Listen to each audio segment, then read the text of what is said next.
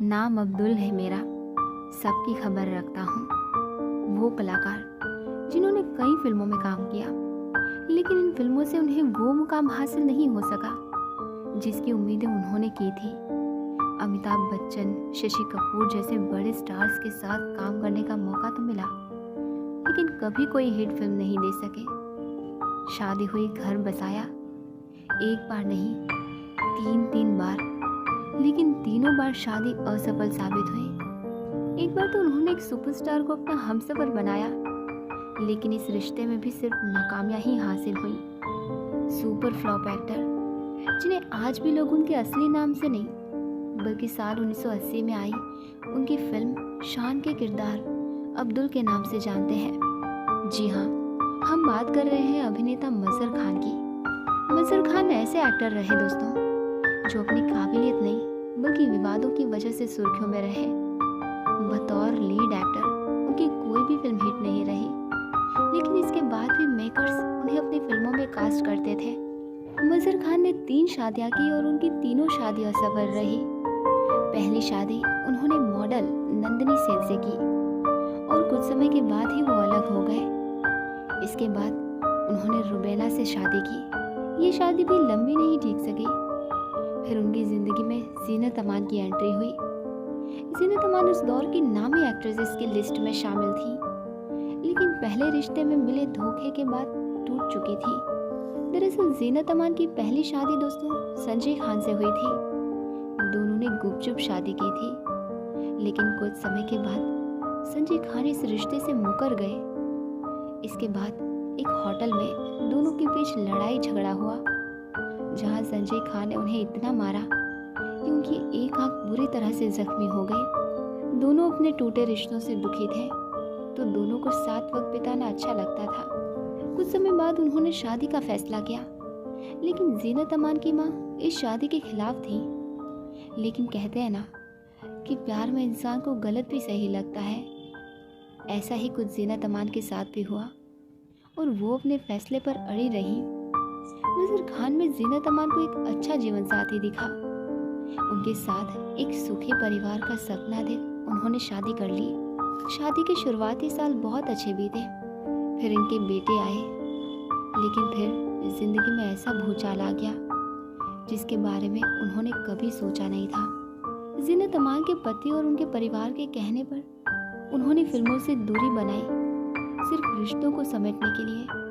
लेकिन वो सुधरे बल्कि बेहतर हो गए। मजहर खान को ड्रग्स की लत लग गई थी और तब ज़ीनत अमान को समझ आ गया था कि उन्होंने मजहर खान से शादी करके बहुत बड़ी गलती कर दी, क्योंकि वो एक दलदल से निकलकर दूसरे दलदल में फंस चुकी थी। 12 साल साथ रहने के बाद जब हालात नहीं सुधरे तो ज़ीनत अमान ने मजहर खान से अलग होने का फैसला किया। तलाक हुआ नहीं, बल्कि मजहर खान की हालत और ख़राब होने लगी। ड्रग्स की लत से उनकी किडनी खराब हो गई और उनकी डेथ हो गई। अपने 13 साल के एक्टिंग करियर में मजहर खान ने 30 फिल्मों और टेलीविज़न शोज में काम किया था। 70 के दशक की मॉडल से अभिनेत्री बनी ज़ीनत अमान ने ग्लैमर की दुनिया में कदम रखते ही अपना नाम कमा लिया। हालांकि उन्होंने अपने करियर की शुरुआत एक मॉडल के रूप में की थी, लेकिन बाद में उन्होंने भारतीय सिनेमा में अपनी जगह बनाई। उस दौर में दोस्तों उन्हें फैशन की दुनिया में एक मिसाल माना जाता था और उन्हीं की बदौलत बॉलीवुड में पश्चिमी शैली और पहनावे का विकास देखने को मिला।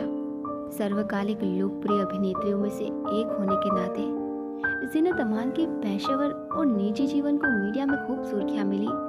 ज़ीनत अमान की पहली शादी साल 1978 में हुई थी और साल 1979 में वो और उनके पहले पति अलग हो गए और बाद में उन्होंने 1985 में मजहर खान से शादी की। सिमी ग्रेवाल के एक शो में ज़ीनत अमान ने अपने वैवाहिक जीवन से जुड़े कई अनसुने किस्से साझा किए।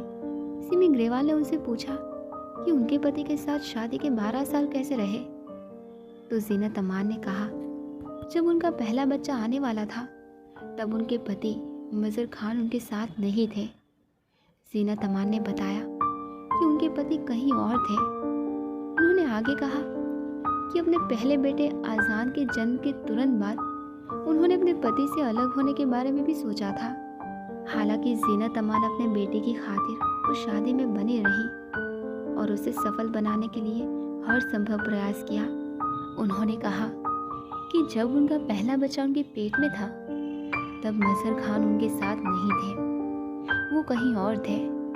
उस समय उस महिला के बारे में एक बड़ा लेख छपा था जिसके साथ वो रिलेशन बना रहे थे। उन्होंने कहा ये एक सच्चाई है और पहले दिन से ही, मतलब जैसे ही मेरा बेटा पैदा हुआ, मैं उनसे अलग होना चाहती थी। हमने इस बारे में बात की और फिर सोचा कि मेरे बच्चे को एक मौका मिलना चाहिए, इसलिए मैं रुकी रही। और फिर मैं सिर्फ रुकी ही नहीं, मैंने वो सब कुछ किया जो मुझे लगा कि रिश्ते को सफल बनाने के लिए करना ज़रूरी है। बातचीत के दौरान जीनत अमान ने ये भी बताया कि उनकी माँ मजहर खान से उनकी शादी के सख्त खिलाफ थी। होस्ट ने पूछा कि उस समय मजहर खान में ऐसी क्या बात थी जिसने उन्हें आकर्षित किया।